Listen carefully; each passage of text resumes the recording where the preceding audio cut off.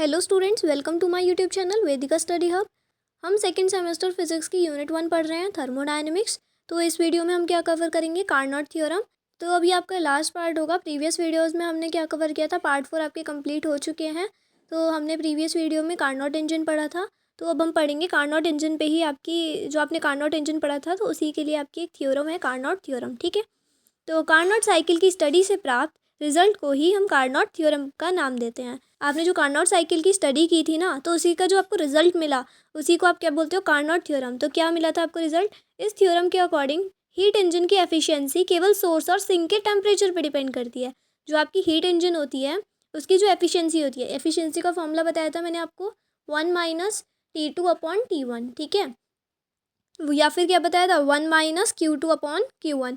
तो ये जो एफिशिएंसी होती है आपकी कार्नोट इंजन की, इसकी एफिशिएंसी केवल सोर्स के टेम्परेचर या सिंक के टेम्परेचर पे डिपेंड करती है। सोर्स का टेम्परेचर क्या था, T1, एंड सिंक का टेम्परेचर T2 था। ठीक है, आपने क्या करा था, जो आपका सिलेंडर था आपने उसे एक बार सोर्स पे रखा, एक बार इंसुलेटिंग स्टैंड पे, उसके बाद किस पे रखा था, सिंक पे रखा था, उसके बाद फिर से आपने किस पे रखा था, इंसुलेटिंग स्टैंड। तो ये आपके स्टेप्स थे।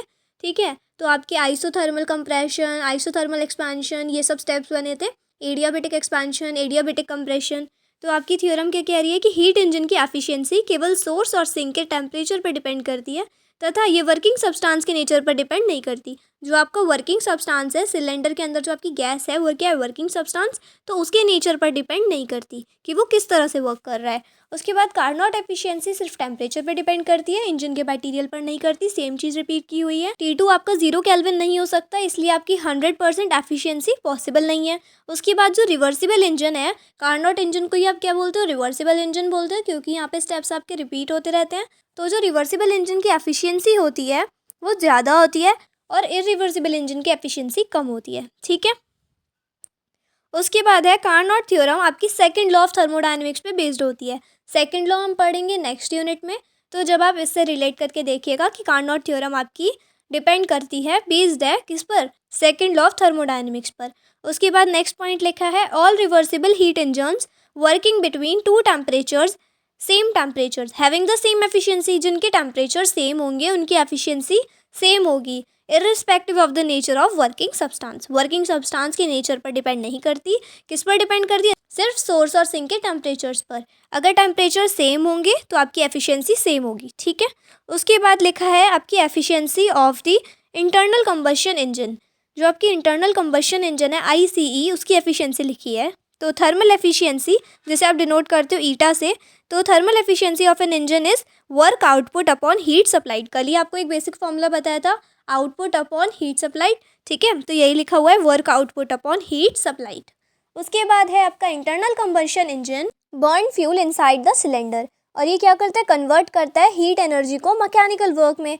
इंजन कितनी हीट एनर्जी को यूजफुल वर्क में कन्वर्ट करता है। तो यही था ICE, इंटरनल कंबशन इंजन्स। तो अब देखो ऑटो इंजन। ऑटो इंजन को ही आप क्या बोलते हो, पेट्रोल इंजन भी बोलते हो। ऑटो इंजन कैसी है, आइडियल इंजन है।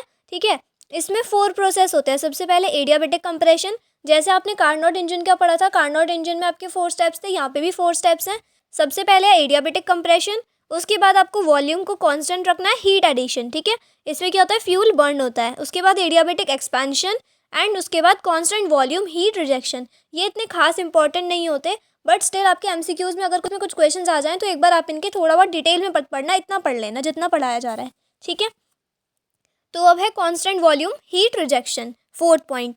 उसके बाद इसकी एफिशिएंसी लिखी हुई है ईटा ऑटो की। ठीक है, तो R होता है आपका कंप्रेशन रेशियो। उसके बाद जो एफिशिएंसी होती है वो किस पे डिपेंड करती है, केवल कंप्रेशन रेशियो पे डिपेंड करती है। गामा का फॉर्मूला क्या होता है, CP/CV। कंप्रेशन रेशियो अगर बढ़ेगा तो एफिशिएंसी भी बढ़ेगी। और जो पेट्रोल इंजन होते हैं आपके ऑटो इंजन, इनकी कंप्रेशन रेशियो कम होती है, एफिशिएंसी इसलिए लिमिटेड होती है। नेक्स्ट है आपका डीजल इंजन। ये भी आपकी आइडियल इंजन है। इसमें भी 4 स्टेप्स होते हैं, सेम स्टेप्स हैं दोनों में ही। इसमें था एडियाबेटिक कंप्रेशन, इसमें भी एडियाबेटिक कंप्रेशन है। ऊपर वाले में आपका कांस्टेंट वॉल्यूम था, बस इस वाले में कांस्टेंट प्रेशर हो जाएगा। ठीक है, बाकी सब कुछ सेम है, पढ़ लेना एक बार। उसके बाद डीजल इंजन की एफिशिएंसी लिखी हुई है, R आपका कंप्रेशन रेशियो। यहाँ पे एक वर्ड एक्स्ट्रा आता है आपका P, जो कि क्या है, कट ऑफ रेशियो। ठीक है, गामा क्या होता है, CP/CV।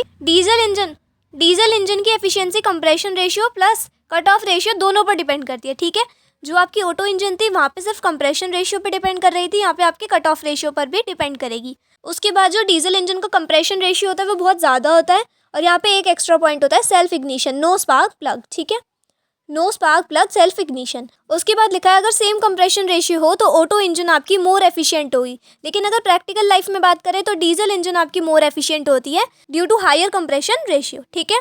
तो आई होप आपको ये चैप्टर क्लियर हो गया होगा। आज ही चैप्टर कंप्लीट हो गया है एंड मिलते हैं नेक्स्ट वीडियो में न्यू चैप्टर के साथ, यूनिट 2 के साथ। सो उसमें हम पढ़ेंगे सेकंड लॉ वगैरह के बारे में, एंड जो भी डिटेल्स टॉपिक्स होंगे टॉपिक्स वाइज पढ़ाया जाएगा सिलेबस के हिसाब से। एंड अगर आपको वीडियो पसंद आती है तो लाइक शेयर एंड सब्सक्राइब कर लीजिएगा। एंड अगर अभी तक आपने व्हाट्सएप चैनल ज्वाइन नहीं किया तो लिंक आपको डिस्क्रिप्शन मिल जाएगी, ज्वाइन कर लीजिएगा। So thanks for watching, bye guys.